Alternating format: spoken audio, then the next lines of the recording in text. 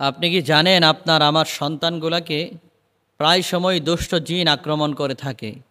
আপনি যদি আপনার সন্তানকে এই দুষ্ট জিনের আক্রমণ থেকে বাঁচাতে চান এবং দেখবেন আপনার সন্তানগুলো প্রায় সময় বিভিন্ন সময় অনেক কান্নাকাটি করে এবং একসাথে কান্নাকাটি এমনভাবে করতে থাকে কান্না একদম বন্ধই হচ্ছে না, এই ধরনের অবস্থা হয়ে যায়।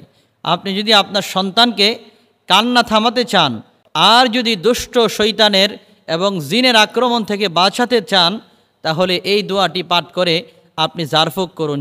যেই দোয়াটি স্বয়ং রাসূল সাল্লাল্লাহু আলাইহি ওয়াসাল্লাম তিনি তার নাতি ইমাম হাসান এবং হুসাইনকে পরে জারফুক করতেন। এমনকি এই দোয়াটি আল্লাহর রসুল সহিহ বুখারীর বর্ণনায় বলেন যে এই দোয়াটি স্বয়ং আমাদের জাতির পিতা হযরত ইব্রাহিম আলাইহিস সালাতু ওয়াস সালাম তিনি তার সন্তানদেরকে পরে জারফুক করতেন। দোয়াটি হচ্ছে আউযু বিকালিমাতিল্লাহি তাম্মাতি মিন কুল্লি শাইতানি ওয়া হাম্মাতি ওয়া মিন কুল্লি আইনিল লাম্মাতি।